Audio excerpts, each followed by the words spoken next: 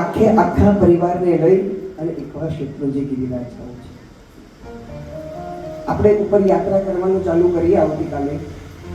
એટલે જેવા ઉપર ચડશો ને એટલે એક બાબુનો ડેરો આવશે.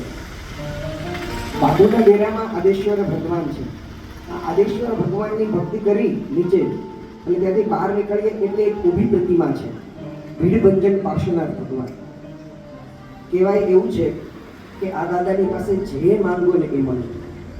ફક્ત 4 વ્હીલ અને 4 BHK નહીં માંગવાનું. બરોબર? તો માંગવાનું શું?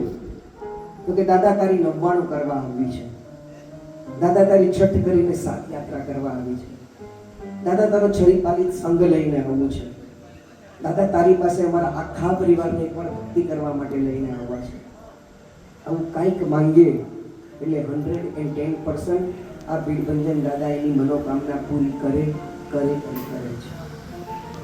આજે એક સવાલ પૂછવાનું મન થાય કે ભીડભંજન દાદાની પાસે કોઈક વાર કદાચ એવું બને કે આ સવિતાબેનને પણ એવું કોઈક વાર બન્યું હશે કે ભીડભંજન દાદાની પાસે જઈને પ્રાર્થના કરી હશે કે હે દાદા, એકવાર મારા આખા પરિવારને લઈને મારે તારી પાસે આવવું છે.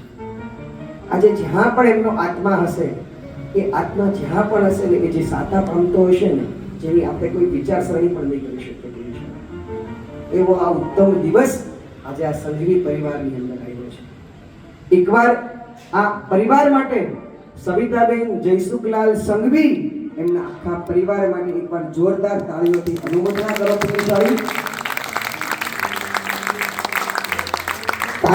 કારણ કે આખો પરિવાર જ્યારે એક ગાંઠે બાંધવા માટે જો કોઈ એમાં સૌથી ઉત્તમમાં ઉત્તમ અને સૌથી મોટામાં મોટું કોઈનું યોગદાન હોય ને, તો એ માત્ર ને માત્ર પરિવારના વડીલનું છે અને પૂરેપૂરું નિભાવપણું કરી રહ્યા છે અત્યારના આપણા જયસુખ.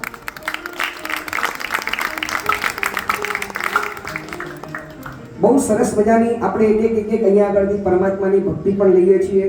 થોડી વાર નાચશું, ઝૂમશું, બધું જ કરશું, પણ સાથે સાથે આવતીકાલે જે ગિરિરાજની યાત્રા કરવા જાવી છે, એ ગિરિરાજ કેવો છે, એ આદેશ્વર ભગવાન કેવા છે, એની પણ આપણે સાથે સાથે વાતો કરવી છે.